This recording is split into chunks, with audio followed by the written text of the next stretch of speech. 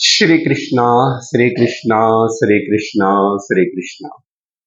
गुरुर्ब्रह्मा गुरुर्विष्णुः गुरुर्देवो महेश्वरः गुरुः साक्षात् परं ब्रह्म तस्मै श्री गुरवे नमः। तस्मै श्री गुरवे नमः। श्रुतिस्मृतिपुराणानाम् आलयं करुणालयं नमामि भगवत्पादं शङ्करं लोकशङ्करं। शङ्करं शङ्कराचार्यं केशवं बादरायणं सूत्रभाष्यकृतौ वन्दे भगवन्तौ पुनः पुनः। सदाशिवसमारम्भां शङ्कराचार्यमध्यमाम् अस्मदाचार्यपर्यन्तां वन्दे गुरुपरम्पराम्। हरि ओम तत्सत्। श्री शंकराचार्य चरितम पवित्रमान परशुराम क्षेत्रम பூர்ண பம்பா பிரதீச்சி அப்படின்னு நதிகளெல்லாம் பிரவகிக்கிற அந்த பரசுராம க்ஷேத்திரத்தில் கேரளத்தில் காலடி அணை கிராமத்தில் சங்கரருடைய ஆவிர்வாவம் ஆக போறது.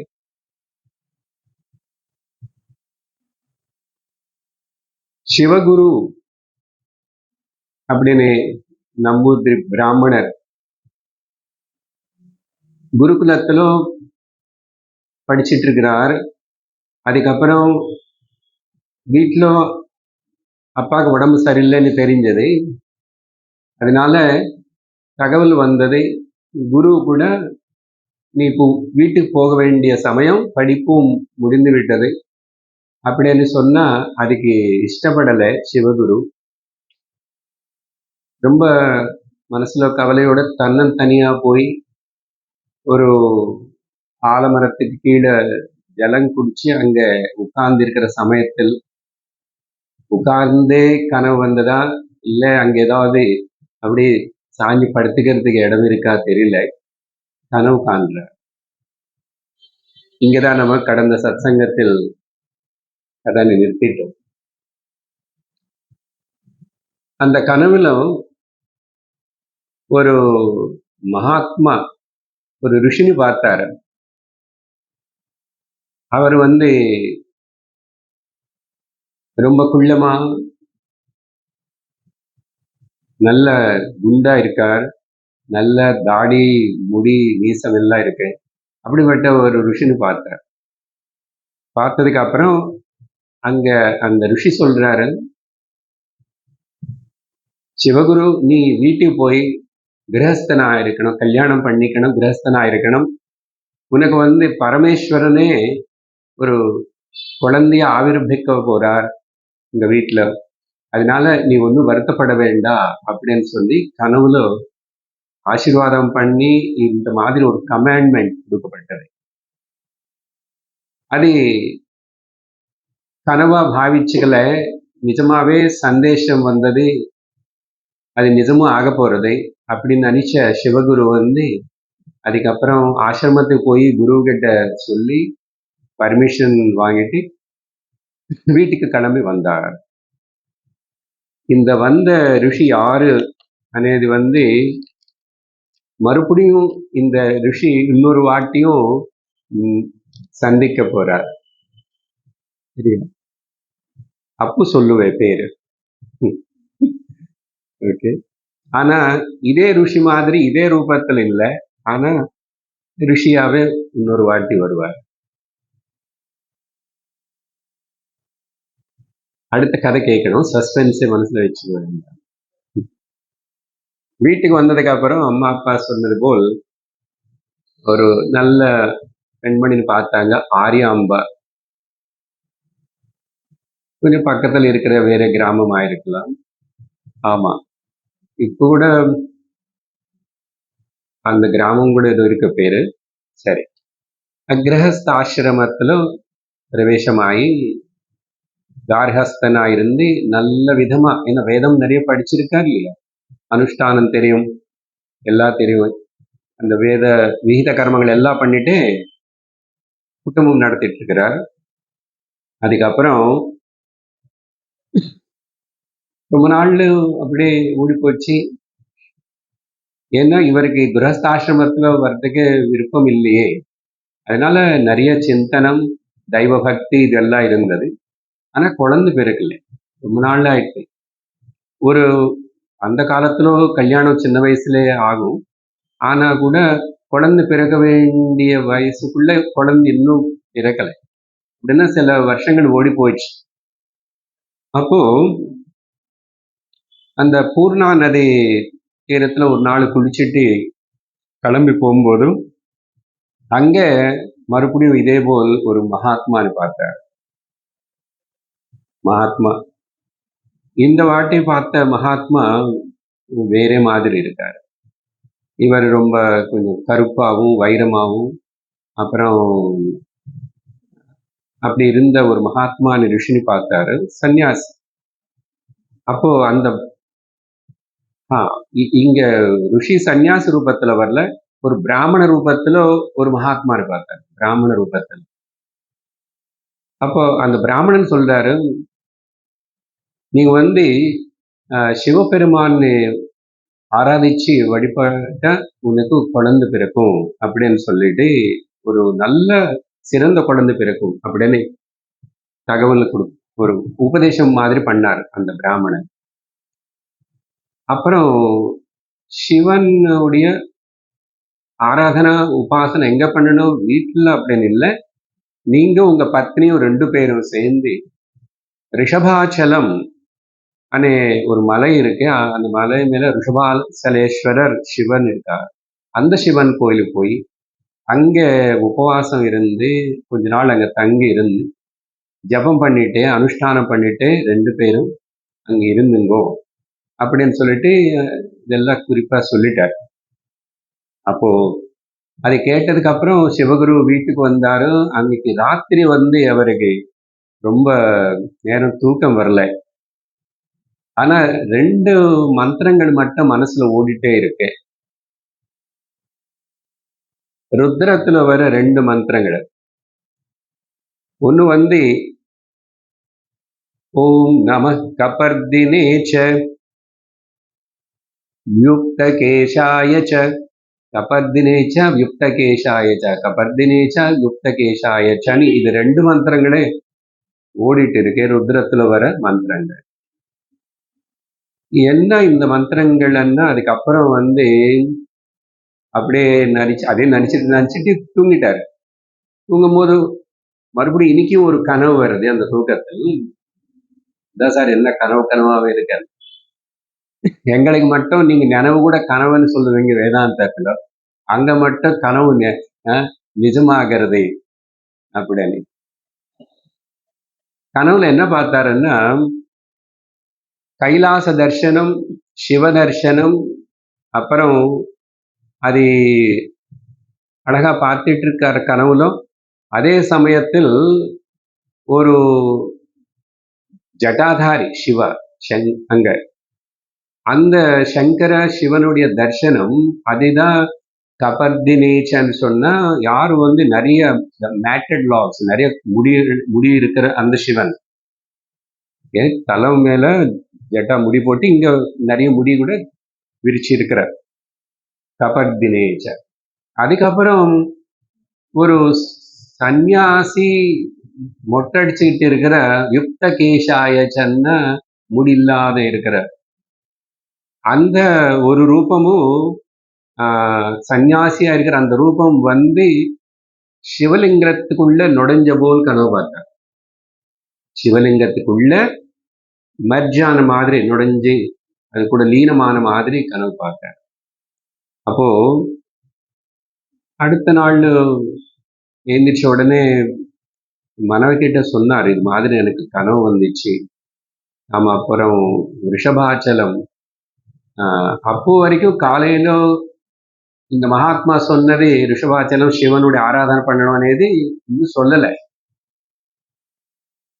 அன்னைக்கு ராத்திரி கனவுல இதையும் ஆனதுக்கு அப்புறம் மனைவி கிட்ட சொல்லிட்டு அப்புறம் 2 பேரும் சேர்ந்து అసలు ఋషభాచలం எங்க இருக்கு అనేది அந்த காலத்துல இந்த அக்ரஹாரத்துல இருந்து இந்த பிராமணர்கள் எல்லாரும் ரொம்ப தூரம் தூரம் எல்லாம் போக மாட்டாங்க.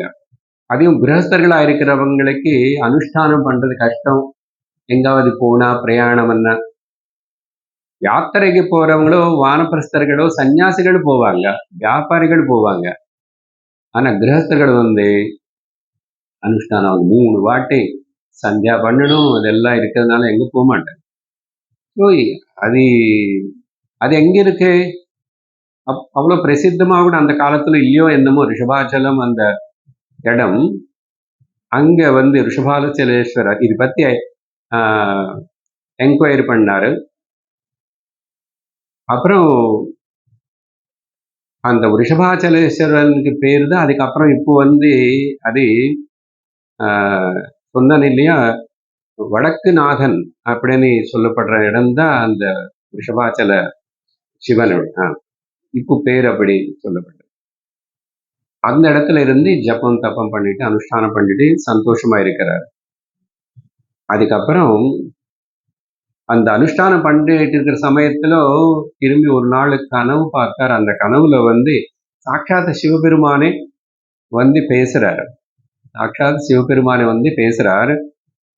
என்ன சொல்றாருன்னா, சிவகுரு நீ இவ்வளவு உபாசனா ஜப்பம் இதெல்லாம் பண்ணீங்க, உன்னோட ஆசை எதுக்காக நீ இதெல்லாம் பண்றேன்னு எனக்கு தெரியும் அப்படின்னு சொல்லி ரொம்ப ஆயுஷோட இருக்கிற ரொம்ப நாள் ஜீவிக்கிற சாதாரணமான பல குழந்தைகள் வேணுமா, இல்ல அல்பாயுஷோட இருந்து லோகத்திலேயே பிரசித்தமா இருந்த ஒரு ஞானியா இருக்க பூரணனான ஒரு குழந்தை வேணுமா? சகஜமா இவர் சாஸ்திரம் படிச்சிருக்கிறவர் இல்லையோ, இவருக்கே வைராக்கியம் இருக்கு, இவருக்கே சந்நியாசம் எடுக்கணும் போல் இருந்துச்சு இல்ல. அப்போ எனக்கு அல்பாயுஷான பரவாயில்ல, லோகத்துல லோக கல்யாணத்துக்காக, லோக பிரசித்தமான பேரு புகழ், லோக கல்யாணத்துக்காக பூர்ண ஞானத்தோட ஞானம் அடையிற அந்த குழந்தை வேணும்னு கேட்டாரு. அதுக்கப்புறம் பகவான் மறைஞ்சிட்டாரு, கனவு முடிஞ்சது. அதுக்கெல்லாம் அப்புறம் உபாசனா அதோட விரதம் எல்லாம் முடிஞ்சது. கொஞ்ச நாளுக்கு அப்புறம் திரும்பி வீட்டுக்கு வந்தாங்க. வீட்டுக்கு வந்த கொஞ்ச நாளைக்குள்ளேயே ஆரியாம்பா கர்ப்பவதி ஆயிட்டாங்க. கர்ப்பவதி ஆயிட்டு பாருங்க, எல்லாம் சொன்னது சொல்லப்படு நடக்கிறது. இந்த கர்ப்பம் అనేది அலௌகிகமான கர்ப்பம்.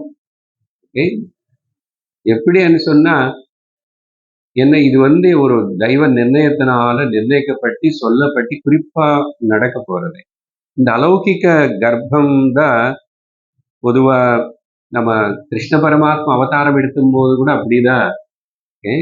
வசுதேவனுடைய ஹிருதயத்தில அந்த தேஜஸ் கண்ணு மூலமா தேவகியோடைய கர்ப்பத்திலோ பிரவேசம் ஆயிடுச்சு అని பாகவதத்துல வர்ணனம். சரியா? அது 10 மாசம் இருந்து அதுக்கப்புறம் கஷ்டப்படுத்தி பிரசவிச்ச குழந்தை இல்லை அங்க. அப்கோர்ஸ் அது பூர்ண அவதாரம், அந்த போல் சொல்றேன். ஸோ அலௌகிகமான கர்ப்பம்.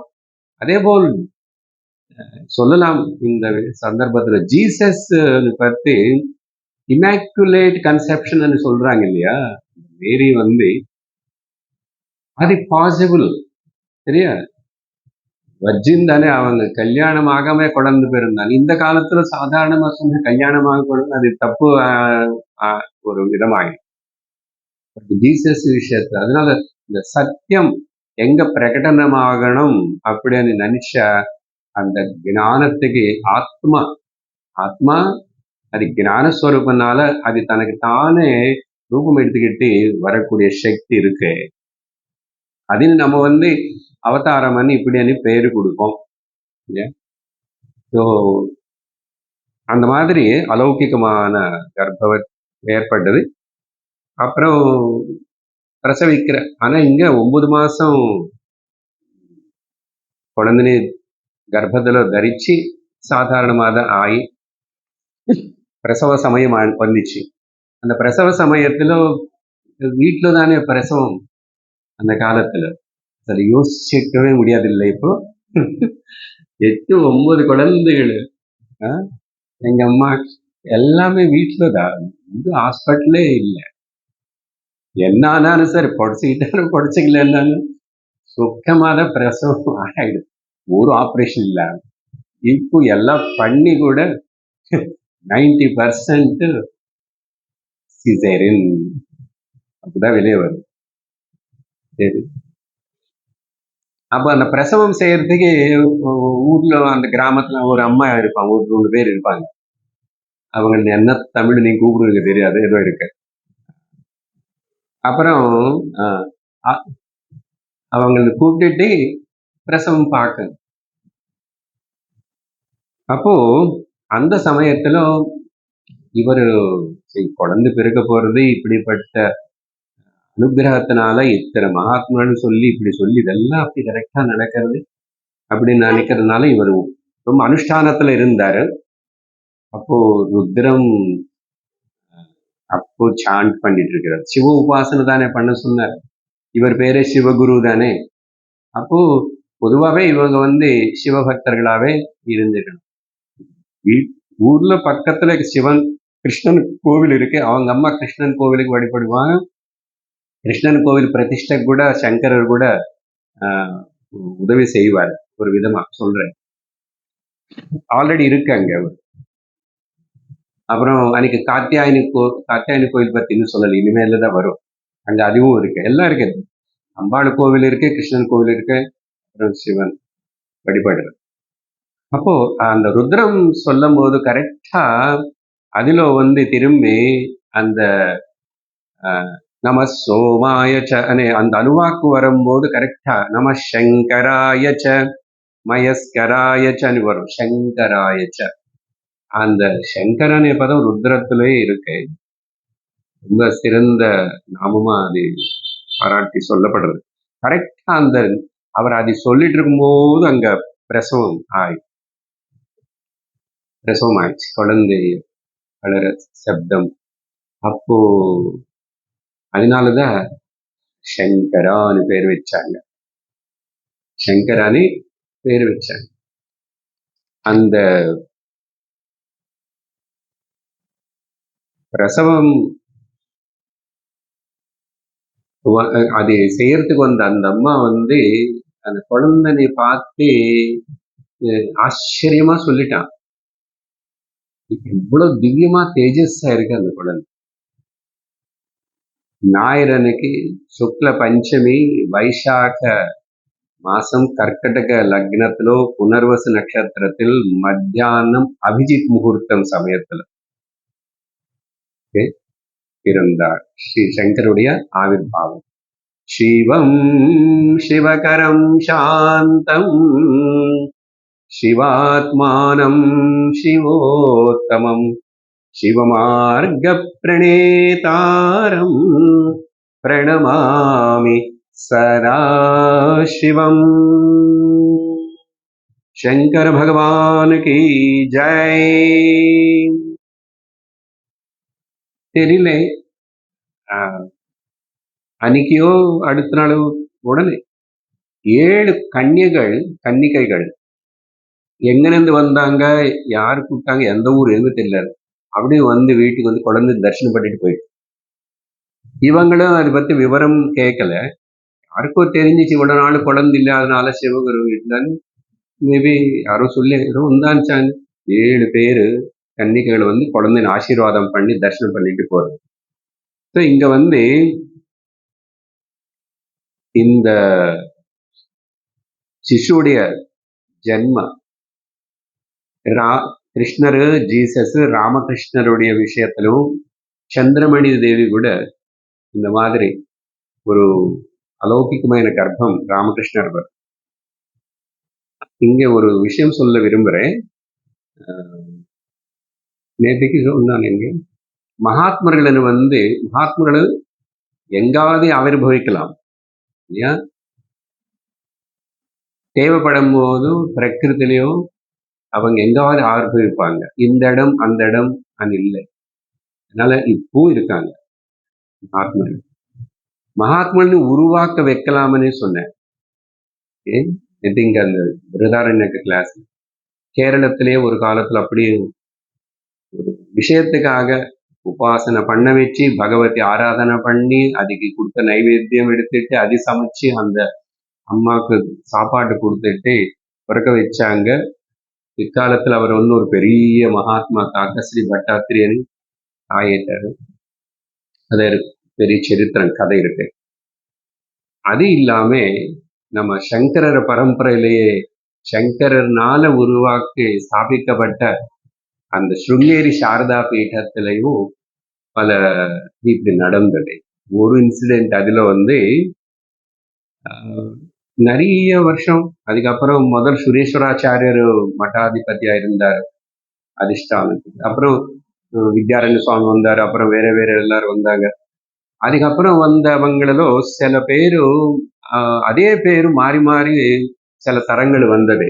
ஒன்று வந்து నరసింహ భారతి అనే పేరు, చంద్రశేఖర భారతి అనేది ఇది నరసింహ భారతి 1, నరసింహ భారతి 2, 3 இப்படியெல்லாம் வரும். மொத்தத்தில் அது மேபி இப்போ இருக்கிற பாரதிய தீர்த்த அவருக்கு முன்னாடி அவருடைய குரு பேர் கூட சந்திரசேகர சுவாமி.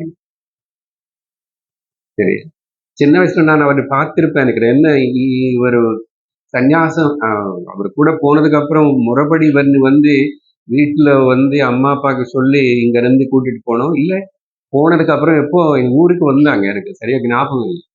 அவங்க வந்த பெரிய ஒரு 100 பேர் அப்படிதான் வருவாங்க.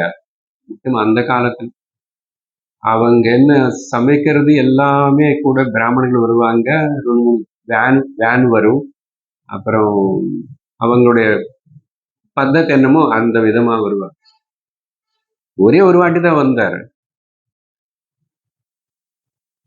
ஆனா இவர் போய் சந்திச்சது அவரு சாதுர்மாசம் எங்க யாத்திரை போகும்போது தெரிஞ்சு விஜயவாட போய் சந்திச்சாரு. போய் அங்க இருந்து அப்படியே அவரை கூட கிளம்பி போனதுதான் திரும்பி வரல. சரி, அப்படி சிவாபிநவ நரசிம்ம பாரதி அப்படின்னு ஒரு அதிபதி இருந்தார். ஒரு 3 ஜெனரேஷன்ஸ் முன்னாடி வச்சுக்கோங்க. அப்போ இவருடைய சிஷ்யர் வந்து சந்திரசேகர பாரதி. ஸோ இந்த பேரெல்லாம் அப்படி இப்படி மாறி மாறி வரும். எனக்கு சந்தேகம் இங்க இருக்காரு, அவருடைய பேரு கூட நரசிம்ம பாரதி, சந்திரசேகர பாரதி அந்த போட்டோ கீழே இருக்காது. இது முன்னாடி இந்த பக்கம் இருந்தது. இவர் தான் நினைக்கிறேன் அந்த தமிழர் பக்கத்தில் இருக்கு. அப்போ அந்த நரசிம்ம பாரதி வந்து அவர் எப்படி ஒரு அவருடைய அதுக்கப்புறம் சக்சஸர் அப்புறம் பரம்பரையா யாருன்னு செலக்ட் பண்ணணும்னு அது ரொம்ப கஷ்டம். அந்த அவ்வளவு சுலபமா செலக்ட் பண்ண மாட்டாங்க, எப்படி அப்படி இப்படின்னு. அதனால சில வாட்டி அப்படியே ரொம்ப நாள் வெயிட் பண்ணுவாங்க தவிர பண்ணல. அதுக்கப்புறம் ஒரு காலம் வந்தது, அவர் அடுத்த சக்சஸ் செலக்ட் பண்றதுக்காக அவர் ஒரு இவருடைய குரு இவர் வந்து 9 வயசுல எப்படியோ கண்டுபிடிச்சு கொண்டு வந்து இவர் வந்து அவருக்கு சன்னியாச தீட்சை கொடுக்கும்போது இது படம் தூங்கிட்டு இருக்கிறாங்க, தூங்க வச்சார் பக்கத்துல. அப்படி இது எப்படி எல்லாம் தெரியும் 9 வயசுல. இந்த சங்கரர் வந்து 8 வயசுல கிளம்ப போறார். அவங்களுக்கு தெரியும் இது இந்த ஜீவன் இதுக்காக வந்துச்சுன்னு. 9 வயசுல சன்னியாசம் கொடுத்தா அதுக்கப்புறம் தூக்கம் வந்துச்சு. கொஞ்ச நேரத்துக்கு அப்புறம் அவரே பக்கத்துல படுக்க வச்சு கால் மடி மேல் தலை வச்சு போடுங்க. அப்படி வளர்த்துட்டு மட்டத்துக்கு அதிபதி செய்யல. இது ஒரு விஷயம். அதுக்கப்புறம் ஜெனரேஷன்ல தான் இந்த நரசிம்ம பாரதி அவர் எப்படி திரும்பி செலக்ட் பண்ணாரு இன்னொரு சிஷ்யன் அப்புறம் பரம்பரை என்ன, அவர் வந்து ரொம்ப அந்தர்முகமா இருப்பாரு. இந்த காலத்துல வித்யாரண்ய சுவாமி இவ்வளவு பண்ணாருன்னு அப்புறம் இல்லை இப்ப இருக்கிறவங்க அந்த அளவுக்கு மட்ட விஷயங்களோடு ஈடுபடாம இருக்கிற ஒரு மகாத்மா. ரொம்ப அந்தர்முகமா அப்படி இருப்பாரு. ரொம்ப சிம்பிள். எதிலும் கலந்துக்கிற எதுவுமே கண்டுக்க மாட்டார். ஆசிரமம் ஏதோ போயிட்டு இருக்காரு மட்டம். அப்போ அங்க கூட அங்க என்னாச்சு, அந்த ஊர்ல ஒரு பிராமணன் ஒரு தம்பதிகளுக்கு கிட்டத்தட்ட ஒரு 9 குழந்தைகள் என்னமோ பிறந்து இறந்து போயிட்டே இருக்கு. இறந்து போயிட்டு இருக்கும்போது அவர் வந்து சுவாமி கிட்ட வந்து சொல்லிக்கிட்டாங்க. அப்படி வேண்டிக்கும் போது இவருக்கு தோணிச்சு. அப்போ வரைக்கும் வம்சத்துக்கு ஒரு அதாவது இந்த மட்டத்துக்கு பரம்பரை வாரசுன்னு இல்லை. அப்ப அவருக்கு தோணிச்சு. அவர் சொல்றாரு, நீங்க சாரதாம்பாள் தானே அங்க அம்பாள் சரஸ்வதி தேவி உபாசனை பண்ணிட்டு அப்புறம் உங்களுக்கு குழந்தை பிறக்கும். பாருங்க, இத்தனை குழந்தைகள் பிறக்கும். அப்புறம் சொல்லி உபாசனை பண்ண வச்சார். பண்ண வச்சுட்டு அவங்க பண்ணாங்க, குழந்தை பிறந்துச்சு. அதுக்கப்புறம் அதோட ஜாதகம் பார்த்தா இது வந்து கிருஷ்ணன் ஜாதகம் போல்.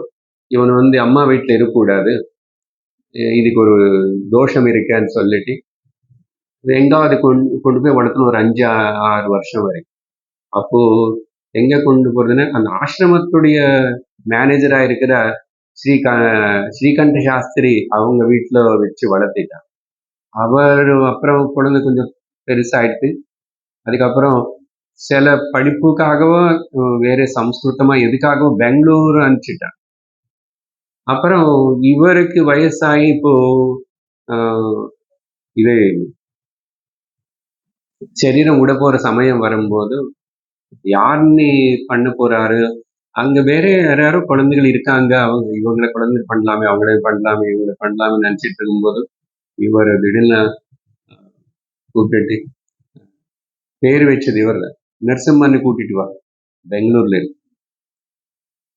அப்படி கூட்டிட்டு வந்தா ஏன்னா அவங்க ஒன்னும் பேரண்ட்ஸ் ஒன்னும் சொல்லல. ஏன்னா இவர் மூலமா தான் அந்த குழந்தை பிறந்துச்சு. அப்படி தேர்ந்தெடுத்துட்டு யாரு மூலம் பாருங்க, அவங்க வந்து அவங்களை வச்சுக்கிட்டு அவங்க மூலமா ஒரு சங்கல்பம் பண்ண அம்பாளுடைய சக்தினால குழந்தை பிறகு வச்சு அது குழந்தை மாற்றத்துக்கு அதிபதி. ஸோ இப்படி பல கதைகள் இருக்கு இந்த மாதிரி. ஸோ சங்கர மட்டத்துக்கு சேர்ந்தனால அந்த கதை சொல்லியிருக்கு. அதுக்கப்புறம் சங்கர் 12வது நாள்ல பேரு வச்சாங்க சங்கரானி. சங்காபகா சங்கரோதி இது சிவகானி சொல்லியிருக்கேன். சங்காபகா இது சங்கரா. சங்கன சந்தேகத்தை தீர்த்தரவர் சங்காபகா. அதுக்கப்புறம் குழந்தை கொஞ்சம் வளர்ந்துட்டு இருக்கு. ரொம்ப சின்ன வயசுலயே ரொம்ப புத்திசாலியா விஷயங்கள் எல்லாம் பேசுறது எல்லாம் பேசி வந்ததுக்கு அப்புறம்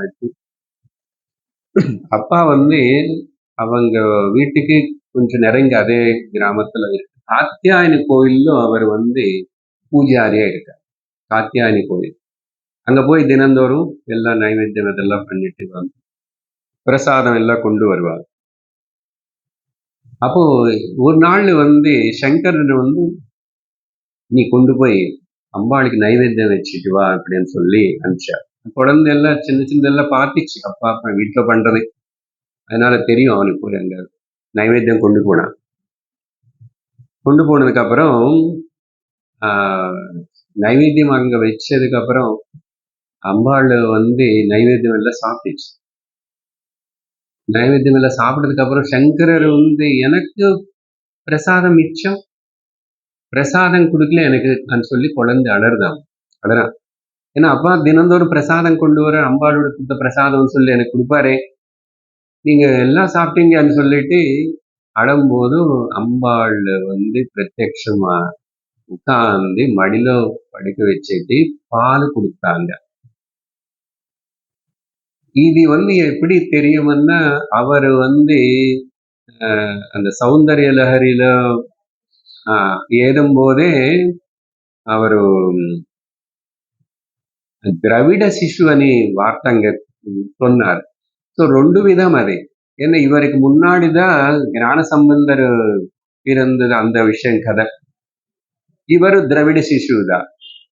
இதோ அப்படி எடுத்துக்கிட்டான். அதனால திரும்பி அதே ரிப்பீட் ஆகிறது பாருங்க. அதனால அது ஒரு வாட்டி ஒருத்தருக்கன் இல்லை. அம்பாள் அங்க 3 வயசு குழந்தை அங்க வந்து அப்பா குளிக்கிறதுக்கு போனா சந்தியாவந்தனம் பண்ணணும், லேட் ஆயிடுச்சு வரல, பசிக்குது இருக்கும்போது அம்பாள் வந்து யார பால் கொடுத்தாங்கன்னு கேட்டா அழகா முதல் ஸ்லோகம் பாடிட்டார்ல. அர்த்தநாரீஸ்வரன் 3 வயசு குழந்தை பாட முடியுமா? அப்படி எங்க ஞான சம்பந்தம். அதனால சரீரத்துக்கு வயசுக்கு ஞானத்துக்கு சம்பந்தம் இல்லைன்னு ஞாபகம் வச்சுக்கணும். அதுக்குதான் இந்த விஷயம் இல்லை. இந்த வயசானதுக்கு அப்புறம் தானே கொஞ்சம் அப்பதானே பகவத்கீதை கிளாஸுக்கு போகணும். அப்பவும் கிளம்ப மாட்டோம். இது என்ன இது இல்ல,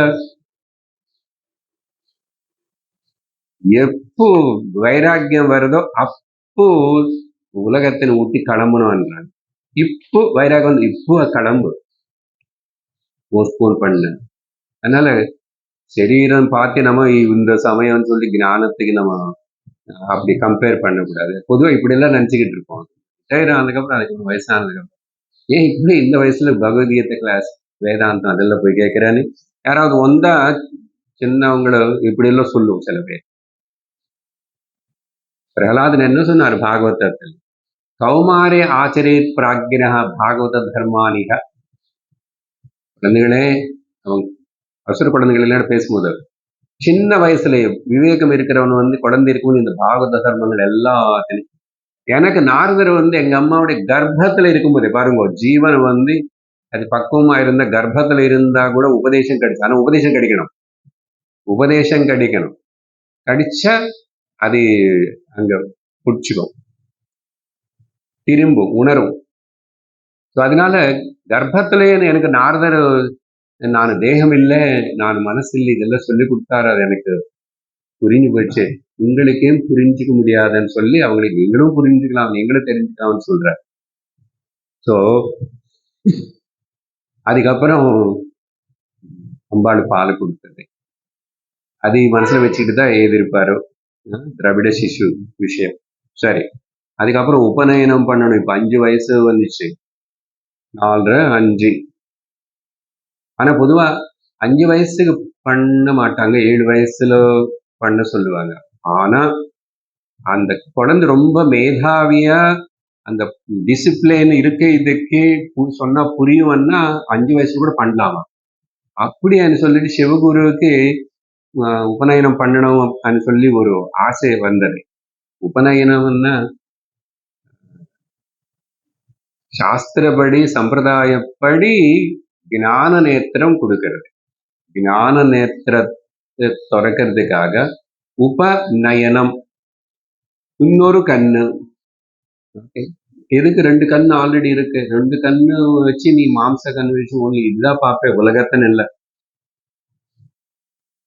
அப்புறம் பிரகிருதி தான் பார்ப்பே தவிர நீ புருஷன்னு பார்க்க முடியாது. பிரகிருத்துல என்ன இருக்கு? பிரகிருத்துல ராகத்வேஷங்கள் துவந்தங்கள் எல்லாம் இருக்கு. ஆனா புருஷன்ல எதுவுமே இல்லை, சுத்தமா இருக்கு. ஸோ அந்த சுத்தமான புருஷனை தெரிஞ்சுக்கணும்னு நீ வந்து உன்னுடைய ஹிருதயத்துல போய் நீ வாசம் பண்ணியாச்சுன்னா உனக்கு இன்னொரு கர்ப்பவாசம் வராது. ஹிருதய வாசம், ஹிருதயத்துக்குள்ள போய் யாரு அந்த சென்டர்ல வாசம் பண்ண அவங்கள ஜீவன் முக்தாள். அப்படி ஆயிடுச்சுன்னா இன்னொரு கர்ப்பவாசம் தேவையில்லை. அப்போ உபநயனம் பண்ணணும்னு ஆசைப்படுறாரு. அந்த சமயத்துல சங்கரர்கிட்ட சொல்றாரு, உனக்கு இப்படி உபநயனம் பண்ணலாம்னு நினைக்கிறேன் அப்படின்னு இதெல்லாம் கொஞ்சம் சொல்றாரு. குழந்தை முன்னாடியே சொல்லணும் அது என்னன்னு, சரியா சொல்லணும். அப்படி சொல்லும் போதும் சில விஷயங்கள் எல்லாம் சொல்லும் போது இதுக்கு அர்த்தம் இப்படிதானே அப்பா, இதுதானே அப்படின்னு சொல்லி எல்லா ஞான விஷயம் பரம வேதாந்தம் எல்லாம் சொல்றது குழந்தை. இப்படிதான் அதுக்குதான் இது அப்படியானே. சிவகுரு ஆச்சரியப்பட்டார், எப்படிதான் இந்த குழந்தைக்கு இவ்வளவு அருமையா இந்த விஷயம் எல்லாம் தெரியுது ஞானமணி. மனசுல சந்தோஷப்படுறாரு. ஆனா உபநயனம் பெரியவங்களுக்கு கூட சம்பிரதிச்சா அவங்க இன்னும் கொஞ்ச நாள் வெயிட் பண்ணலாமே அப்படி என்னெல்லாம் சொன்னாங்க. அப்படியே சரி நீ பெரியவங்களுக்கு சொன்னது கேட்க. ஆனா சிவகுருக்கு டைம் வந்தது. அவரு சிவபதம் அடைஞ்சார், காலமாயிட்டார். குழந்தைக்கு 5 வயசு, 5 கூட வரல இன்னும், 4ல இருந்து 5க்குள்ள நடுவில் இருக்கா. அப்போ ஆரியாம்பா தனியா குழந்தைன்னு வச்சுக்கிட்டு அப்படி வாழ்க்கை நடத்திட்டு இருக்காங்க. கொஞ்ச நாள் கழிச்சு அப்பா போனாலும் 1 வருஷம் கழிச்சு அதுக்கப்புறம் தான் பந்துகள் எல்லாரும் சேர்ந்து சங்கரருக்கு உபநயனம் முறைப்படி. அந்த உபநயனம் అనేది காயத்ரி பிரம்மோபதேசம் செய்யப்பட்டது. அந்த பிரம்மோபதேசம் செஞ்சதுக்கு அப்புறம் குருகுலத்துக்கு போகணும். அப்புறம் குருகுலத்துக்கு அனுப்பிச்சிட்டாங்க. இவங்க அப்பாவுக்கு தான் நிறைய பேர் தெரியுமே, அங்க சுற்றி எத்தனையோ குருகுலங்கள் இருக்கு. அப்படி குருகுலத்துக்கு போய் அங்க நல்லா அழகா குழந்தை படிச்சுக்கிறது எல்லாமே. பொதுவா குருகுலத்துக்கு போனா 12 வருஷம் அப்படியெல்லாம் இருக்கணும். ஆனா 3 வருஷம்தான் குருகுலத்துல இருக்கான் சங்கரர். 3 வருஷம்தான். அதுக்கப்புறம் குரு சொன்னாரா இல்ல அம்மாக்கு உடம்பு முடியாதனால வர வேண்டியதாயிடுச்சா, எல்லாம் படிச்சு முடிச்சுட்டாங்க 3 வருஷத்துலயே.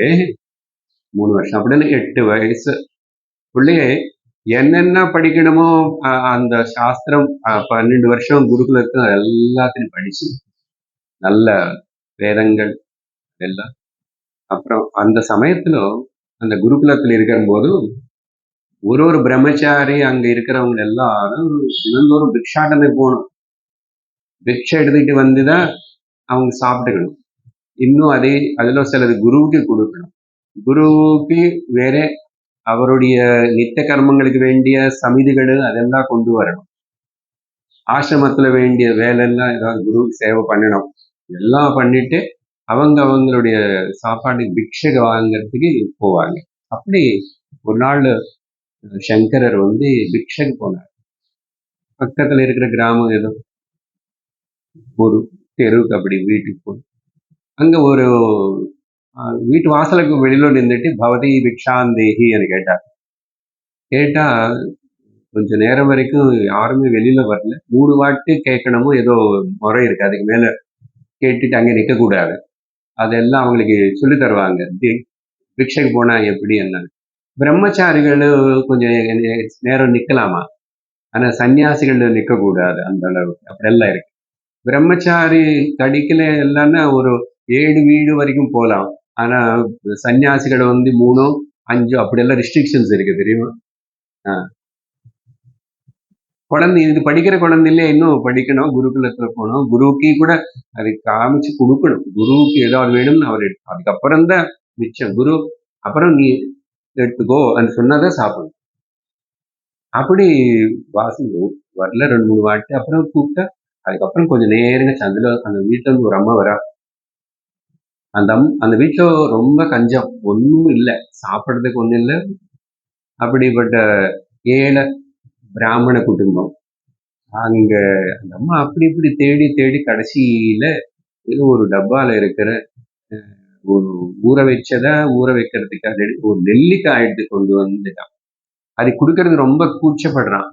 கூச்சப்பட்டுட்டு அப்படியே வெக்கத்தோட கண்ணில் ஜலம் விட்டுட்டே அந்த என்ன குழந்தை நிக்கிறதுன்னு பாருங்க. அந்த காலத்துல பிரம்மச்சாரி குழந்தை பிக்ஷை கேட்கறதுன்னா யாரும் கொடுக்காம இருக்க மாட்டாங்க. அப்படிதான் இருந்தது சம்பிரதாயம். எத்தனை பேரு அத்தனை சந்தோஷம் அவங்களுக்கு. இன்னைக்கு யாரும் வரலன்னா வருத்தம். அதனால மத்தியானம் வரைக்கும் லேட்டா பார்த்து எட்டி யாராவது வருவாங்களான்னு அப்புறம் தான் அந்த அம்மா வேற ஒண்ணும் இல்லை வீட்டுல. நெல்லிக்காய் அப்படி பிக்ஷா பாத்திரத்துல போட்டா அந்த அம்மா கண்ணுல ஜலம் வருது அலர்ந்து பார்த்து அப்புறம் அவங்க நிலையை புரிஞ்சுக்கிட்டு அவங்களுடைய பக்தியும் கவனிச்சு சங்கரருக்கு ஒரே கருணை பாருங்க. சின்ன வயசுலயே கருணை அப்புறம் அங்க ஒரு கனகதாரா ஸ்தோத்திரத்தின் பாருங்க, இந்த ஃபர்ஸ்ட் கனகதாரா ஸ்தோத்திரம்.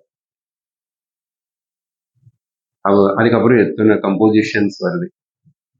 அந்த கனகதாரா ஸ்தோத்திரம் மொத்தம் 18 ஸ்லோகங்கள். அங்கம் ஹரே புலகத பூஷணமாஸ்ரயந்தி ருங்கானனேன முகுலாபரணம் தமாலம் அங்கீகிருதாகில விபூதிரபாங்கலீல மாங்கல்யதாஸ்து மம மங்கள தேவதாயாக அப்படின்னு மகாலட்சுமி இனி ஸ்மரிச்சுட்டே பிரார்த்தனை பண்ணார், பிரைஸ் பண்ணார். பிரார்த்தனை இவங்களுக்கு ஸ்பான்டேனியஸ் இது எல்லாமே அப்படி மனசுல இருந்து அப்படி வருது. அதை சொல்லி அப்புறம் அவர் கிளம்பி அப்படி போயிட்டார். போனதுக்கு அப்புறம் அந்த வீடு அதெல்லாம் அங்க சொல்றது என்னன்னா, அவங்க வீட்டுக்குள்ள நெல்லிக்காய், தங்க நெல்லிக்காய் மழை பெய்ஞ்சிடும் அப்படின்னு ஊர்ல எல்லாருக்கும் தெரிஞ்சு போச்சு. அந்த வீட்டுல அப்படி என்னன்னு சொல்லி ஆரம்பிச்சிட்டாங்க. என்ன அந்த வீட்டுல அதுக்கப்புறம் எல்லா சர்வ தன தானிய சமுருத்தி எல்லாமே வந்து சேரிச்சு. இது ஒரு தெரிஞ்ச இன்சிடென்ட் ஒண்ணு. இது போல எத்தனை பேருக்கு கருணை காட்டி என்னென்ன லீலைகள் பண்ணாரோ சங்கரர். சரி, அப்புறம் இந்த பிக்ஷை கொடுத்து சங்கரர் இது பாடும்போது கனகதாரா ஸ்தோத்திரமே கூட வேற கூட பிரம்மச்சாரிகள் யாராவது வந்திருக்கலாம், ஒரு 2 பேரு, இல்ல அங்க சுத்தி நின்று யாரோ பார்த்துட்டு இருக்கிறவங்களோ, அந்த பிக்ஷை கொடுத்த அம்மா எல்லாரும் இந்த குழந்தை இந்த பாடுற இந்த சம்ஸ்கிருத அனர்கணமான அழகான இந்த கனகதாரா ஸ்தோத்திரம் கேட்டு ஈவன் சுத்தி ஏதோ இருக்கிற நின்று இருக்கிற மாடு பசு பறவைகள் எல்லாம் கூட சப்தமாய் அப்படியே நிச்சலமா நின்றிருக்குதாம். ஏன்னா இந்த வார்த்தைகள் பலிக்க போறது இது சாதாரணமான பேச்சு இல்லை. கிருஷ்ணர் எப்படி புளூட்டு வாசிக்கும் போது எல்லா மயில் காக்கா தத்தை இதெல்லாம் கூட அப்படியே மிருகங்கள் எதுவுமே செழிக்காது, குரங்கு கூட செழிக்காது, அப்படி இருக்குமா அந்த அளவுக்கு. ஸோ இவருடைய அந்த கருணை சக்தி கருணனால அந்த படிச்சாரு. சரி, இது ஒரு விஷயம் அற்புதமானது சங்கருடைய. அதுக்கப்புறம் வீட்டுக்கு வந்தார். 3 வருஷம் படிச்சாச்சு. வீட்டுக்கு வந்ததுக்கு அப்புறம் இப்போ 8 வயசு அம்மாவுக்கு சேவை பண்ணிக்கிட்டு வீட்டுல இருக்காரு. லேட்டா பிறந்தா இல்லை இவனு, அம்மாவுக்கு தனியா இருக்க யாரும் இல்லை. இந்த குழந்தையுடைய பெருமை, புத்திசாலித்தனம் இதெல்லாம் ஒரு பிரம்மச்சாரி சின்ன குழந்தை இவ்வளவு அறிவோடு இருக்கன்னு தெரிஞ்சு இந்த நாட்டு ராஜா, நாட்டுன்னு அந்த காலத்துல அந்த எந்த போகுதோ ஓகே, ராஜசேகரனே ஒரு ராஜா வந்து இந்த குழந்தைய பார்க்கணும்னு சொல்லிட்டு வீட்டுக்கு வந்தார். வந்து இந்த சின்ன குழந்தைன்னு பிரம்மச்சாரி சங்கரர்கிட்ட பேசுறார்.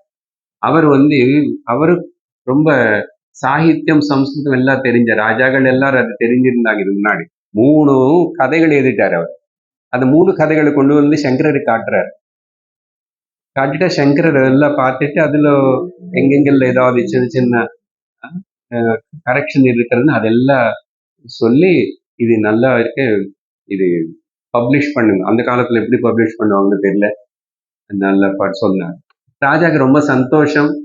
வேற ஏதோ கூட கொஞ்சம் நேரம் விஷயங்களை கேட்டு பேசுறதுனால கேட்கறதுக்கு ஆச்சரியமா இருக்கு. இந்த குழந்தை வாயால பேசுற பேச்செல்லாம் இவ்வளவு புத்திசாலி, இவ்வளவு அறிவு. அப்போ போகும்போது ராஜா வரும்போது சில தங்கம் காசுகள் அப்புறம் பொருட்கள் துணி இதெல்லாம் என்னென்னமோ கொண்டு வந்தாரு. அதெல்லாம் சங்கரருக்கு முன்னாடி வச்சு உங்களுக்கு காணிக்கையை கொண்டு வந்த நீங்க இதை எடுத்துக்கணும்னு சொன்னா சங்கரர் வந்து பிராமணன் இவ்வளவு ஸ்வீகரிச்சு கூடாது, பிராமணன் இவ்வளவு ஸ்வீகரிச்சு கூடாது அப்படின்னு சொல்லி என்ன சொன்னாருன்னா, மனசுனே பிராமணன் மனசுன்னு ஞானத்தினால திருப்திப்படுத்திக்கணும். ஞானமே மனசுக்கு திருப்தி. அப்புறம் சரீரத்துக்கு வேண்டிய அளவுக்கு சாப்பாட்டு, அப்புறம் துணி வேண்டிய அளவுக்கு, அப்புறம் தங்கறதுக்கு இருக்கிற சின்ன இடம். இவ்வளவுதான் போதும், பிராமணனும் அதுக்கு மேல ஆசிக்க கூடாதுன்னு சொல்லிட்டு மகாபாரதத்தில் இந்த விஷயத்தினை சொல்ற ஒரு ஸ்லோகம் இருக்கு. ரொம்ப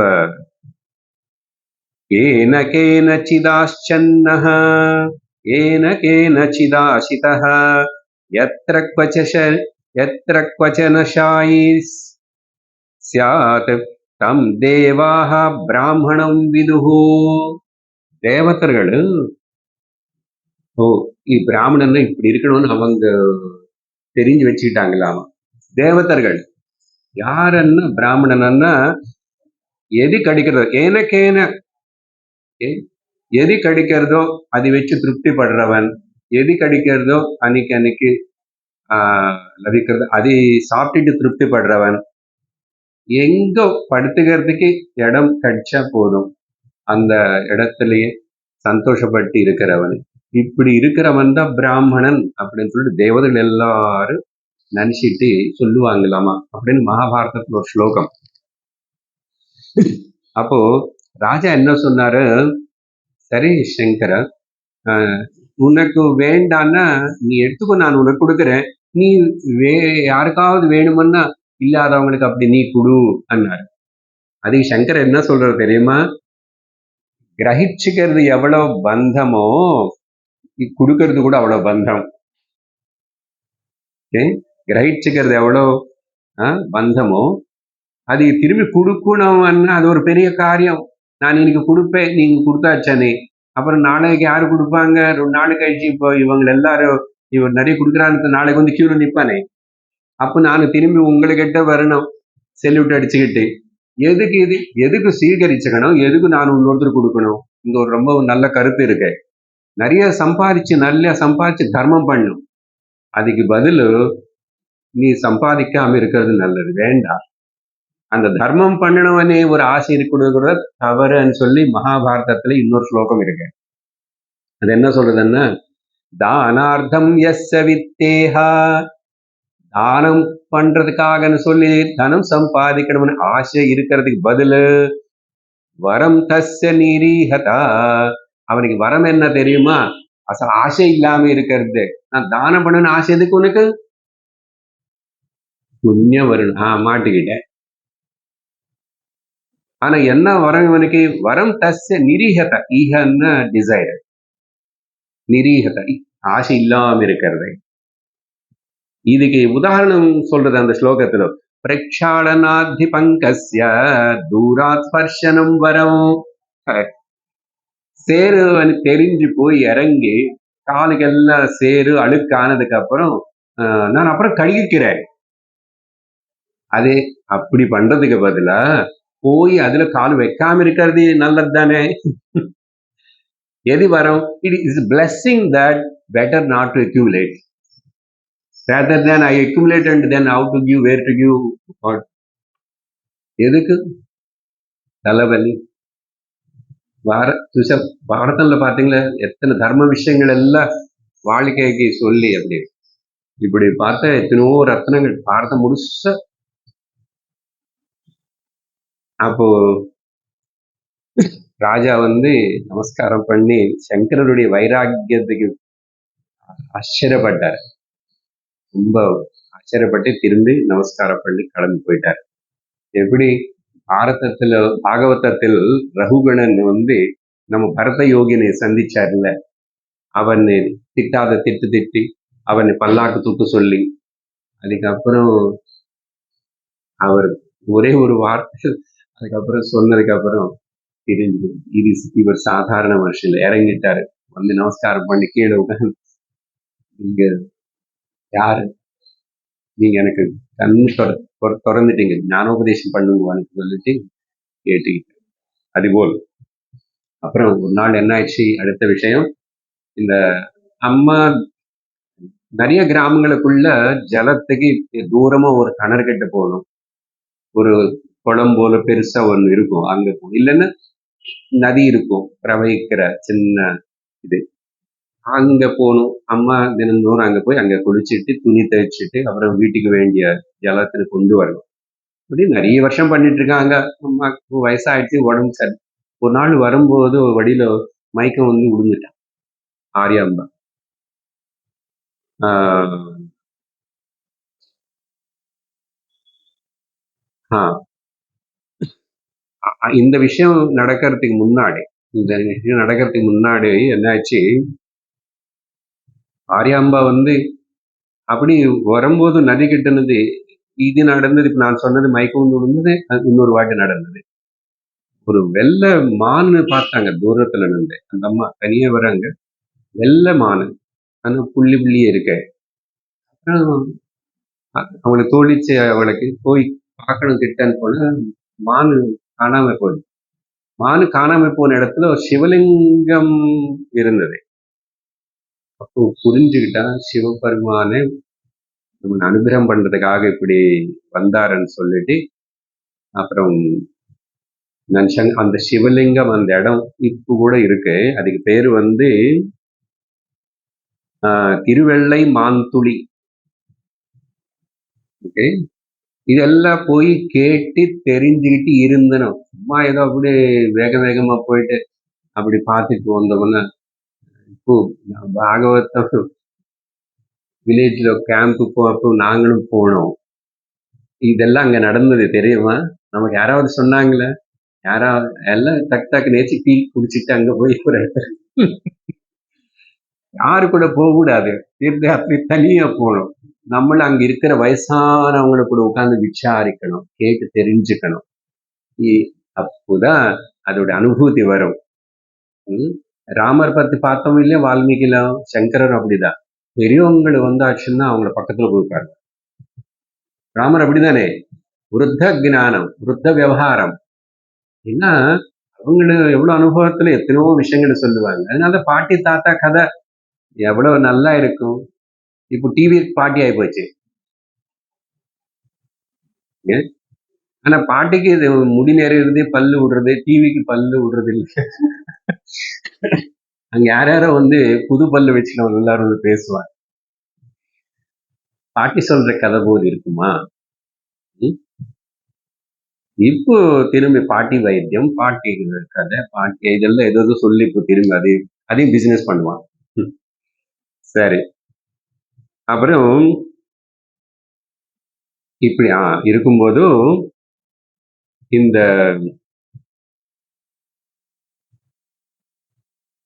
அம்மா ஒரு நாள் இன்னொரு நாள் அப்படி விழுந்தா மயக்கம் வந்து. அப்போ சங்கரர் போய் கூட்டிட்டு வந்து வீட்டுல வச்சுட்டு அம்மா முன்னாடி சொல்றான், பிரார்த்தனை பண்றான். அம்மா கிட்ட சொல்லல. என்ன பிரார்த்தனைன்னா, அந்த பூர்ணா நதி அம்மனை பார்த்து 8 ஸ்லோகங்கள் பாடுறாரு. நமக்கு எல்லாம் நதி என்ன தாய், நமக்கு நதி என்ன நமக்கு இங்க எல்லாமே. மலை என்ன சுவாமி, மரம் என்ன தேவி சுவாமி. அந்த 8 ஸ்லோகங்கள் பாடுறாரு கருணை பண்ணி. அப்படின்னு நீங்க எங்க அம்மாவுக்கு சிரமம் இல்லாம இங்க நெருங்கி இருக்கிற போல் பிரவகிக்கட்டும் எங்க வீட்டுக்கு பக்கத்துலன்னு சொல்லி இப்படி பாடுறா சொல்றான். அம்மா கூட புரிஞ்சுது, அம்மா கூட சம்ஸ்கிருதம் தெரியும். இட்ஸ் ஆல்சோ வெரி இப்படி அந்த காலத்துல வளர்ந்த குழந்தைகளை வீட்டுல அம்மா அப்பாயே குரு. அப்புறம் இங்க வந்தா வீட்டுல மாமனாரு ஹஸ்பண்ட் இவங்களுக்கு குரு. அதனால ஸ்திரீகளுக்கு ஒன்றும் குறை இல்லை, அப்படி எல்லாம் தெரிஞ்சு வச்சுக்கிட்டாங்க. ஆனா பத்தினி அனுசரிச்சு வாழ்க்கை நடத்திட்டாங்க. தர்மம் அது தர்ம பத்தினி அதிகதான் பேரும். பத்னி பாரிய தனிய தர்மம் ஆச்சரிக்க வேண்டாம். பர்த்த தர்மம் ஆச்சரிச்சுட்டு அதுக்கு பின்னாடி இருந்து ஒத்தாஸ் பண்ணிட்டு அவருக்கு ஊக்கம் கொடுத்துட்டு அந்த பின்னாடி போயிருந்தாவே உனக்கு மோட்சம், உனக்கு சால்வேஷன், பியூரிபிகேஷன். சரி, அப்படி சொன்ன அம்மாக்கு ஆரியம்பாக்கு ஒரே ஆச்சரியம், குழந்தைன்னா இப்படி எல்லாம் சொல்றது அப்படின்னு சொல்லிட்டு ரொம்ப மனசுல ஒரு மகிழ்ச்சியோட ஆச்சரியப்பட்டான். அன்னைக்கு ராத்திரி ஒரே இடி சப்தம் பயங்கரமா. எங்க அங்க பக்கத்துல இருக்கிற மலை ஏதோ இருக்கு, அதுல வந்து மண்ணு லேண்ட்ஸ்லைடு போல் பவுல்டர்ஸ் எல்லாமே பூர்ணா நதியில விழுந்து பூர்ணா நதி டைரக்ஷன் மாறிச்சான். ராத்திரி பார்த்தா எல்லாம் கூச்சலும், மக்கள் எல்லாம் ஓடுறாங்க. அப்படி இப்படி பூர்ணானது வெள்ளமாயிட்டு இந்த பக்கம் வருது, இந்த பக்கம் பிரவகிக்கிறது அப்படின்னு சொல்லி ஆயிடுச்சு. அப்புறம் பார்த்த காலையில பூர்ணானது இந்த வீட்டுக்கு பக்கத்துல பிரவகிக்கிறது.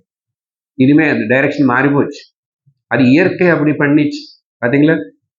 ஒரு வார்த்தை சொன்ன மகாத்மர்கள் சத்தியம். மிரக்கில் அப்படின்னு பண்ணல. சத்திய சங்கல்பனா இருக்கிற மகாத்மா சொன்ன அந்த வாக்கியம் பலிக்கும். பூர்ணானது அப்படி. அதுக்கப்புறம் காலையில போய் நமஸ்கரிச்சு திரும்பி குளிச்சு சந்தியாவந்தனம் பண்ணணும்னு சொல்லி போகும்போது கூடவே சங்கரருக்கு ரொம்ப க்ளோஸா இருக்கிற விஷ்ணு சர்மான்னு ஒரு சிநேகிதன் இருக்கான். விஷ்ணு சர்மா போய் அங்க 2 பேர் பேசிட்டு இருக்காங்க. பூர்ணானதோட பெருமை இதெல்லாம் சொல்லி. அப்போ அங்கே விஷ்ணு சர்மா கூட சில வேதாந்த விஷயம், மனுஷனுக்கு எவ்வளவு வைராக்கியம் இருந்தாலும் போகாது, போதம் ஏற்படுற வரைக்கும் அவனுக்கு சுகம் இல்லை அப்படின்னு சும்மா பேசும்போது அப்போ இந்த போதத்துக்கு அதுக்கு பிரயத்னம் செய்ய வேண்டியது தானே அப்படின்னு சொன்னா சொல்றாரு, அதுதான் நான் நினைச்சிட்டு இருக்கேன். அந்த போதம் ஏற்படணும், குரு கிட்ட போகணும். எவ்வளவு பாராயணம் வேதம் எல்லாம் படிச்சிருந்தா கூட ஆத்ம போதனேது குரு கிட்ட உபதேசமா வாங்கிதான் அடையணும் அப்படின்னு சொல்லிட்டு எனக்கு அப்படி குருன்னு தேடி போகணும். ஆத்ம வித்யா போத செய்யற குரு. இது முன்னாடி படிச்சதுல வேத பாடசாலை அது வேற வித்யா. பிரம்மனிஷ்டனா இருக்கிற குரு தான் ஆத்ம உபதேசம் பண்ணணும் அப்படின்னு அவங்க பேசிக்கிறாங்க. அதை பேசும்போது அந்த விஷ்ணு சர்மா கிட்ட மகாபாரதத்துல பீஷ்மர் சொன்ன ஒரு கதை உங்களுக்கு சொல்லியிருக்கேன் போன மங்கி கீதா கதை. ஆக்சுவலா அங்க பீஷ்மர் இன்னொரு கதையும் குட்டிதா,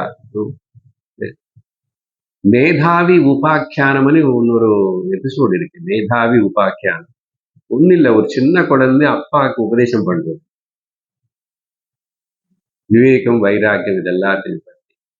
அது விஷ்ணு சர்மா கிட்ட சங்கரர் சொல்லி பேசிக்கிறாங்க அவங்க 2 பேர். சரி, இப்படி அந்த விஷ்ணு சர்மா சங்கருடைய சம்வாதம் ஆயிடுத்து. இப்போ சந்நியாசம் எடுத்துக்கணும்னு ஒரே மனசுல ஒரே தாபத்திரயமா இருக்கு, ஆசையா இருக்கு, ரொம்ப தீவிரமான ஆசை, சந்நியசிக்கணும். அப்படி இருக்கும்போதும் ஒரு நாள் என்ன ஆயிடுச்சு, அவங்க வீட்டுக்கு அந்த காலத்துல மகாத்மாக்கள் எல்லாரும் இந்த பல மாதங்கள் எல்லாம் ஒரு இடத்துல இருக்க மாட்டாங்க இல்லையா. கொஞ்சம் சிஷ்யர்கள் இருந்தாலும் அவங்க கூட எல்லாரும் சேர்ந்து போயிட்டே இருப்பாங்க. தீர்த்த யாத்திரை போய் பல தேசங்களை தரிசிச்சு பல தீர்த்த கஷேத்திரங்கள் எல்லாம் பவித்திரமாகிறதுக்கு காரணமே இந்த மகாத்மாக்கள் அதுல தீர்த்தம் ஆடுறதுனாலதான். கோவில்கள் எல்லாம் ரொம்ப சாநித்தியத்தோட சக்திவந்தமா இருக்கிறதுக்கு கூட இந்த கோயில்கள் எல்லாம் கூட அந்த மகான்களினால பிரதிஷ்டை செய்யப்பட்ட கோயில்கள். அதனாலதான் தீர்த்த கஷேத்திரங்களுக்கு. அப்போ ஒரு சமயத்துல சில சிஷ்யர்களோட ஒரு மகாத்மர், ஒரு சுவாமி சன்னியாசி இவங்க வீட்டுக்கு வந்தாங்க. அந்த ஊர் வந்தாங்க. கிராமத்துல வீட்டுக்குள்ள கிரகஸ்தர்கள் வீட்டுல தங்க மாட்டாங்க. அந்த ஊர்ல கோவில மரத்துக்கு கீழே சீசனுக்கு தகுந்த போல் மழை பெய்யுறதுன்னா ஏதோ கோவில், எல்லா ஊர்ல ஒரு கோவில் இருக்கும் இல்லையா, அந்த கோவில்ல இல்ல வாசல் திண்ணில இல்லதான். கிரகஸ்தன வீட்டுக்குள்ள சன்னியாசிகள் நுழைய மாட்டாங்க. அப்போ வந்தாங்க. எல்லாருக்கும் அந்த கிராமத்துல சந்தோஷம். இன்னொரு பெரியவர் அவங்க எல்லாரும் வர வச்சு சொன்னாங்க. அந்த சீசன் நல்லா இருக்கு, மரத்துக்கீழே அவங்க எல்லாரும் சௌக்கியமா இருந்தாங்க. ஒரு ராத்திரிக்கு மேல இருக்க மாட்டாங்க. இன்னைக்கு இனிமேல பிரயாணம் நடந்து போல, இன்னைக்கு ஹால்ட் அண்ணா. இப்போ அன்னைக்கு அங்கே மத்தியானம் சேர்ந்தாச்சன்னா அங்க சந்தியா இதெல்லாம் அனுஷ்டானம் பண்ணி சாப்பாட்டு பிக்ஷை தருவீங்களான்னு எல்லாரும் சந்தோஷப்பட்டாங்க. பிக்ஷை கொடுத்தாங்க. அப்போ சங்கரர் இவங்க சேரும்போது அந்த ஊரு இந்த ருஷிகள் எல்லாம் மத்தியான சமயம் ஆயிடுது. அவங்களும் சாப்பிடுற சமயம். சங்கரர் எங்கோ வெளியில போய் குழந்தைகள் கூடயோ ஃப்ரெண்ட்ஸ் கூட அப்படி ஊட்டிக்குள்ள பார்த்தா நேர இந்த தேஜஸ்வியா உட்கார்ந்து இருக்கிற தாத்தா போல் இருக்கிற அந்த மகாத்மாவை பார்த்தார். பார்த்துட்டு ரொம்ப அட்ராக்ஷன் கிட்ட போய் தாத்தா கிட்ட போய் ஒரு குழந்தை எப்படி உட்காருமா அப்படி போய் உட்காந்து இவரும் பார்த்தாரு. சங்கருடைய தேஜஸ் அது தெரிஞ்சுதான் வந்தாரு. வந்துட்டு கிட்ட உட்காருது குழந்தை. அப்போ எல்லாரும் சாப்பிட்டாச்சு, எல்லாம் ஆயிடுத்து. கொஞ்சம் ரெஸ்ட் எடுத்ததுக்கு அப்புறம் எல்லாரும் அவங்கவுங்க யாரும் இல்லை, சங்கரர் மட்டும் இருக்கான். அந்த வந்த சுவாமியோட சிஷ்யர்கள் இருக்காங்க. அந்த சமயத்துல சங்கரர் கூட தனியா பேசுறாரு. அந்த மகாத்மா ரிஷி பேசும்போது சொல்றாரு, என்னன்னா நீ காரண புருஷன், நீ ஒரு பெரிய காரியம் சாதிக்கிறதுக்காக பிறந்தாய், தெய்வ காரியம் அது. அதனால நீ இந்த பூர்ணா, பிரதீச்சி, இந்த நதிகள் எல்லாம், கிருஷ்ணா, துங்க அதெல்லாம் தாண்டி நீ கோதாவரி எல்லாம் தாண்டி நர்மதா நதி தீரத்துல உனக்காக உன்னோட குரு காத்துட்டு இருக்கிறாரு. பாருங்க, இவ்வளவு பிரயாணம் பண்ணி போனோம். எதுக்கு இந்த நதிகளை சொல்றாருன்னா, நதிகள் எல்லாம் வரும் நடுல. நதிகள் இருந்தாக ருஷிகளுக்கு அங்க தீர்த்தம் ஆடுறதுக்கு ஒரு நாள் இருக்கிறதுக்கு, நதி கரையில கண்டிப்பா சில கோவில்கள் அன்னம் தானம் பிக்ஷை கொடுக்குறவங்க ஏதோ நடக்கும். அதெல்லாம் தாண்டி நீ நர்மதா நதி தீரம், ஓங்கார கஷேத்திரத்துல சிவ கஷேத்திரம், ஒன் ஆஃப் தி ஜோதிர்லிங்கம், அங்க உன்னுடைய குரு கோவிந்த பாதர் பேரு கூட சொல்றாரு, காத்துட்டு இருக்காரு. இப்போ இந்த காலத்துல பிரம்மனிஷ்டர் அவர். அதனால நீ உன் குரு தேடி நீ போகணும் அப்படின்னு சொல்லிட்டு சொல்றாரு. குரு சொன்னதுக்கு அப்புறம் யாரு வந்தது, இவர் சொன்னதுக்கு அப்புறம் சங்கருக்கு இன்னும் ஆனந்தமாயிட்டேன். இவனே கிளம்பி போகணும், சன்னியாசம் எப்படி எடுத்துக்கணும் அப்படின்னு ஒரு ஆசை இருக்கு. முதல்ல குரு கிட்ட போய் இது பிரம்மனிஷ்ட குரு கிட்ட போகணும், பிரம்மோபதேசத்துக்கு போகணும். அதனால சந்தோஷப்பட்டார். அதுக்கப்புறம் மறுநாள் அந்த ரிஷிகள் எல்லாம் கிளம்பி போனாங்க. இங்க வந்த ரிஷி யாரு அப்படின்னா அகஸ்தியர் வந்தார். அப்பாக்கு சிவகுருவுக்கு கனவுல காணப்பட்டது கூட அகஸ்தியர் தான். ஆனா இன்னொரு வாட்டி பார்த்த ஒரு பிராமண ரூபத்துல வந்து வியாச பகவான், வியாசர். அகஸ்தியர் 2 வாட்டி. அகஸ்தியர் இப்போ கூட தட்சிண தேசத்துக்கு இப்போ அவர் அதிபதியா இருக்காரு. தட்சிண தேசத்துக்கு வந்தாராமா கிளம்பி. அவரே சொல்லுவார், நான் திரும்பி வடக்கு பக்கம் நான் போல, நான் இங்கே இருப்பேன். அதனால ராமர் வரும்போது கூட இங்க அவருக்கு தர்ஷனம் கிடைச்சது, உபதேசம் கிடைச்சது அகஸ்தியர். அப்போ ரொம்ப சந்தோஷம். அந்த விஷ்ணு கோவில் ஒன்று இருக்கு, கிருஷ்ணன் கோவில். இப்போ கூட இருக்க காலடர்ல கிருஷ்ணன் கோவில், அதே இடமா என்னன்னு தெரியல. அந்த விஷ்ணு கோவில் என்னாச்சு, இந்த பூர்ணா நதி அப்புறம் கொஞ்சம் வெள்ளம் அது பள்ளத்துல இருக்க என்னமோ விஷ்ணு கோவில் கூட நல்ல ஜலம் உள்ளக்கு போற நிலை வரும்போது கிராமஸ்தர்கள் எல்லாரும் கூட சேர்ந்து உதவி பண்ணி அது கொஞ்சம் தூக்கி தனியா விஷ்ணுவுக்கு இந்த ஆலயம் கட்டினார். அப்போ சங்கரர் இருக்கும்போது இதெல்லாம் அவரு பாக்குறாரு.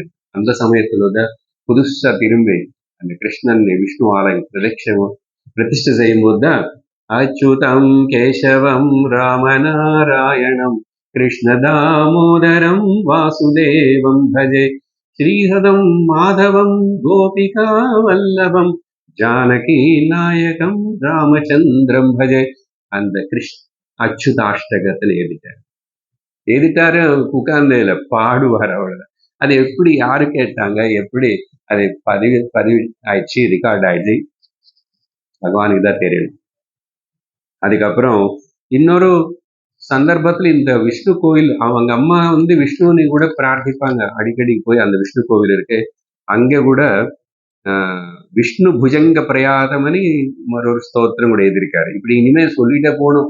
இப்ப என்னென்ன ஸ்தோத்திரங்கள் ரொம்ப பாப்புலரா இருக்க உலகத்துல நம்ம நாட்டுல, அது எல்லாமே சங்கரருடைய அனுகிரகம் தான். அப்புறம் ஒரு நாள் பூர்ணா நதியில பொதுவா குளிக்கிறதுக்கு போவாங்க, அம்மாவும் போவாங்க, குழந்தைகளுக்கு கூட இவனும் போவான். அங்க அங்கே குளிக்கிறது, அங்கே உட்காந்து சந்தியாவந்தனம் பண்றது எல்லாம் இருக்கும். காலை சந்தியா. அப்படி போனப்போ அந்த நதியில வந்து ஒரு வாட்டி திடீர்னு ஒரே கூச்சல் சப்தம், எல்லாரும் முதலே வந்தது, முதலை வந்து சரி, அப்படின்னு சொல்லிட்டு ஓட ஆரம்பிச்சுட்டாங்க. அப்புறம் ஆரியம்பா கரையில இருந்தா, விஷ்ணு சர்மாவும் கரையில இருந்தா. ஆனா சங்கரர் வந்து சூரிய பகவானை பார்த்துக்கிட்டு தியானம் பண்ணிட்டு அப்படியே கண்ணு மூடி இருந்தார். இருக்கும்போது கூப்பிடுற, சங்கரா வா வா வா, ஆபத்து, ஓடிவா சீக்கிரம் வான்னு கூப்பிடுற அம்மா. ஆனா அது காதுல விடல. அதுக்குள்ள அந்த முதலை வந்து சங்கரனுடைய கால் பிடிச்சி இழுதிச்சு. சங்கரன் உள்ளக்கு போ. திரும்பி கொஞ்ச நேரத்துக்கு அப்புறம் தலை வெளியில தெரியுது, திரும்பி உள்ளக்கு போற. இது இருக்கும்போது ஆரியாம்பு ஒரே துக்கப்பட்டு அலரும்போது சங்கரரா. அப்புறம் ஒரு வாட்டி மேல வந்ததுக்கு அப்புறம், அம்மா அம்மா, இப்போ இது முன்னாடி கொஞ்ச நாள்ல கேட்டுட்டு இருக்க அம்மானே, நான் சன்னியாசம் வாங்கிட்டு போகட்டுமா? சன்னியாசம் என்னடா குழந்தை, ஒரே ஒருத்தர் தான் நீ இருக்கிறது, உனக்கு எதுக்கு இவ்வளவு, நீ சின்ன இவ்வளவு வயசுல சன்னியாசம், என்னை யாரு பார்த்துக்குவாங்க? அப்படி எல்லாம் இன்னும் தாய்க்கு இருக்கிற ஆசம் போல சொல்லும் போது ஏத்திகள் இப்போ வந்து, அம்மா அம்மா இப்பாவது ஆபத் சந்நியாசம் எடுத்துக்கன்னு சொல்லம்மா. ஆபத் சந்நியாசம்னு உயிர் போறதுன்னு சொல்லும் போதாவது சந்நியாசம் எடுத்துக்கணுமா? ஆனா இப்போ கூட சில பேர் வந்து வயசானவங்க வந்து அந்த குரு கிட்ட இருந்து மந்திரம் எது வாங்கி வச்சு தலைகாணி கீழே வச்சுக்குவாங்க. எதுவுமே போறேன்னு தெரிஞ்சா ஆபத் சந்நியாசம் எடுத்து யாராவது தெரிஞ்சவங்க இருந்தா வந்து காஷாயம் தண்டம் கூட கொடுத்துருவாங்க. அப்படி பண்ணி ஒருவேளை வியாதி குணமாயி இவர் சரியாயிடுச்சுன்னா திரும்பி வீட்டுல இருக்கக்கூடாதாமா, வீட்டுல இருக்கக்கூடாதாமா, கிளம்பி போகணும். ஆபத் சந்நியாசம்.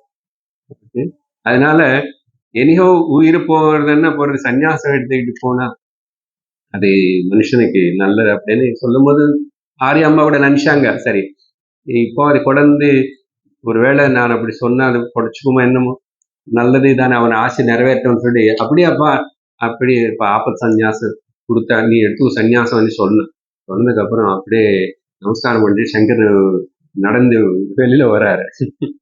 இது கதையா எப்படி நடந்துச்சுன்னா, இது ஒரு வியாஜம். இந்த முதலை வந்து காலு பிடிச்சிட்டு சம்சாரம் முதலை வந்து காலு பிடிச்சிருக்கு. அது சந்நியசிச்சாதான் நம்ம வந்து விட்டு கொடுத்தா தவிர அது விட்டு கொடுக்காத. நான் போறேன்னு சொல்லி நம்ம விட்டு கொடுக்கணும். மொத்தத்துல இந்த வியாஜம் ஏதோ ஒண்ணு வச்சுட்டு சன்னியசிக்கிறது கூட அது புதுசு ஒண்ணு கிடையாது. இப்படி சொல்லி ஆச்சாரிய ராமானுஜருடைய வாழ்க்கையில வந்து அவருடைய மனைவிக்கு ஒரு சீட்டு லெட்டர் எழுதி அனுப்பிச்சு, யார் மூலமாவும் உங்க வீட்டுல யாருக்கு உடம்பு சரியில்லாம வர சொன்னாங்க உங்க அம்மா வீட்டுக்குன்னு சொல்லி அவங்க அம்மா வீட்டுக்கு அனுப்பிச்சுட்டு ராமானுஜாச்சார் கிளம்பி போய் சன்னியாசம் வாங்கிட்டார் சொல்லாமே.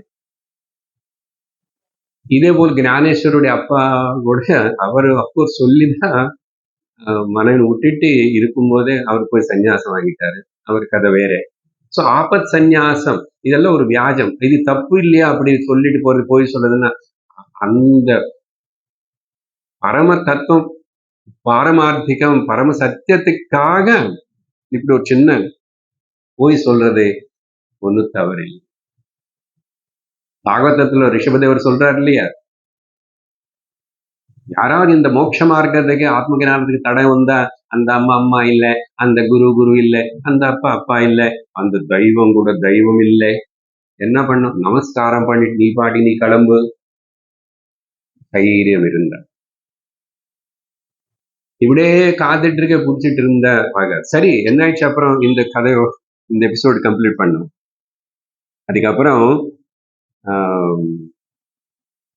மொத்தத்துல முதலை விட்டு போச்சு. சங்கரன் வந்துட்டான். கரைக்கு வந்த உடனே அம்மா வந்து கட்டி குடிச்சிட்டு, அப்பா வந்தியா குழந்தை, அப்போ வீட்டுக்கு போலாம் வா சொன்ன. அம்மா, புவனத்திரயம் தான் என்னோட வீடு, இனிமே நீதான் சன்னியாசம் வாங்கிட்டுன்னு சொல்லிட்டு இல்லம்மா, நான் இனிமே வீட்டுக்கு வரல. அப்புறம் அம்மா துக்கப்பட்டுட்டு யாரு இருக்காப்பா எனக்கு அப்படின்னா, யாருன்னு ஆசிரிக்க கூடாது. இந்த உலகத்துல யாரை ஏதாவது ஆசிரிச்சாச்சுன்னா துக்கம் கேரண்டி இப்படின்னு அம்மா கிட்ட சில நல்ல வேதாந்த விஷயங்கள் எல்லாம் சொல்லி குழந்தை வந்து பேசுறது.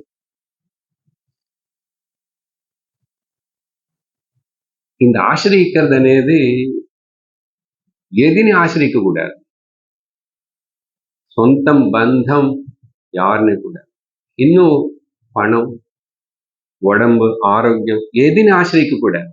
ஆரோக்கியம் இருந்தா ஓகே, நல்லது இருக்கட்டும். ஆனா ஆரோக்கியத்தை ஆசிரிக்காத.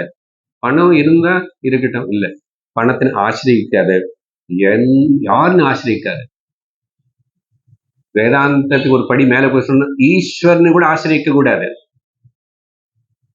உன்னை நீ ஆசிரிக்கணும், உன்னுடைய ஸ்வரூபம் நீ உணரணும். இல்ல இப்ப அந்த அம்மாவுக்கு அது சொன்னா புரியுமா? வயசான அம்மாக்கு. அதனால ஈஸ்வரனு தான் ஆசிரியிக்கணும். ஈஸ்வரன் ஆசிரியிச்சா ஒருக்காகவும் நம்ம ஏமாந்து போக மாட்டோம். ஆனா அதான் நமக்கு தெரிய மாட்டேங்குது எப்படி ஈஸ்வரன் ஆசிரியிக்கிறது. ஈஸ்வரனே கூட பேரம் பேசணும் தவிர ஈஸ்வரன் ஆசிரியிக்கிறது இல்லை யாருமே. ஈஸ்வரன் கூட பேரம் பேசுறது ஈஸி, ஆனா ஆசிரியிக்கிறது ரொம்ப கஷ்டம். ஆசிரியிச்சா அது பரம பக்தி ஆகும். அதுதான் ஞானத்தின் வழி. அதனால எதையும் ஆசிரியிக்க கூடாதம்மா. அதனால இங்க யாருன்னு பார்த்துக்கிறது இல்லை. ஓகே, நான் முன்னாடி போன நீ என்ன பண்ணுவேன்? அப்படிதானே ஆயிடுது லோகத்துல. யாரு முன்ன பின்ன தெரியாது. அப்ப எதுக்கு உன்னை ஆசிரிச்சு நான் இருக்கேன், என்ன ஆசிரிச்சு நீ இருக்கேன்னு சொல்லுது? இதெல்லாம் ஒரு கல்பனை தான். யாரும் எதுனுமே ஆசிரியக்கூடாது. அம்மாவுக்கு இப்படி சில விஷயங்கள் சொன்னா அந்த அம்மா சமாதானம் ஆயிட்டாங்க. அதுக்கப்புறம் அம்மாவுக்கு வாக்கு கொடுக்குறார், நீக்கு ஒரு கவலை இல்லை, பகவான் பார்த்துக்குவார். அப்புறம் நீ எப்போ நீ கடைசி சமயத்துல உனக்கு யாரு சம்ஸ்காரம் பண்ணுவாங்க, இதெல்லாம் செய்வான் அப்படின்னு உனக்கு இருக்க, அதையும் கவலைப்பட வேண்டாம். நீ நினைக்கும் போதும் அந்த அந்திம க்ஷணத்துல நானும் உனக்கு தரிசனம் கொடுப்பேன் என்னாரு. அப்படிதான் கொடுத்தாரு. கடைசியில பாப்போம், அப்படிதான் கொடுத்தாரு. அம்மாக்கு அப்படி சொல்லி, நான் உனக்கிட்ட இருந்தா உனக்கு எவ்வளவு நேர்மையோ, நான் உன்னை விட்டு வெளியில போனா இந்த மாதிரி கிளம்பி 100 மடங்களை உனக்கு இன்னும் ஸ்ரேயஸ் நடக்கும். கூடவே லோகத்துக்கு ஸ்ரேயஸ் நடக்கும். அதனால என்ன தடுத்தாது, நான் கிளம்பணும்னு சொன்னேன். அடுத்த வாரம் the journey towards the Sringeri, Karnataka பக்கம். எப்படி ஊகிச்சு பார்க்கணும். 8 வயசு குழந்தை நடந்து காலு நடையில கேரளத்துல மத்திய பிரதேஷ்ல இருக்கிற ஓங்கார கஷேத்திரத்தை போய் சேர போறது. ஊகிக்க முடியுமா? நம்ம 15-16 வயசு குழந்தை கூட கொஞ்சம் இங்க இருந்து பூ மார்க்கெட் வரைக்கும் போயிட்டு வரணும், அவனுக்கு தெரியாத அனுப்புமா. இன்னொரு கிராமத்துக்கு, இன்னொரு ஊருக்கு அனுப்புமா தனி. நீ கொஞ்சம் இருட்டாயிடுச்சுன்னா அந்த கடைக்கு போக பயம். அதனால இந்த சத்தியத்துல தேடி போறவனுக்கு பயம் இருக்காது. அதுக்கு பகவானோட எப்படி உதவி பண்ணி ஒத்தாஸ் பண்ணி கொண்டு போவாருன்னு பார்க்கணும். அதுக்குதான் இந்த மகாத்மாக்களுடைய எல்லாரும் வாழ்க்கை. நம்மளையும் அப்படிதான் கொண்டு போயிட்டு இருக்கிறாரு. நம்ம தான் நம்பி பயப்படாம எதின ஆசிரிக்காம போகணும். அப்போதான் வெற்றி போய் சேரும். மேலும் அடுத்த கதை அடுத்த வாரம் பார்ப்போம். ஓம் பூர்ணமத பூர்ணமிதம் பூர்ணாத் பூர்ணமுதச்யதே பூர்ணஸ்ய பூர்ணமாதாய பூர்ணமேவாவசிஷ்யதே. ஓம் சாந்தி சாந்தி சாந்தி. ஹரி ஓம் ஸ்ரீ குருப்யோ நமः. ஹரி ஓம். ஹரி ஓம் தத்சத்.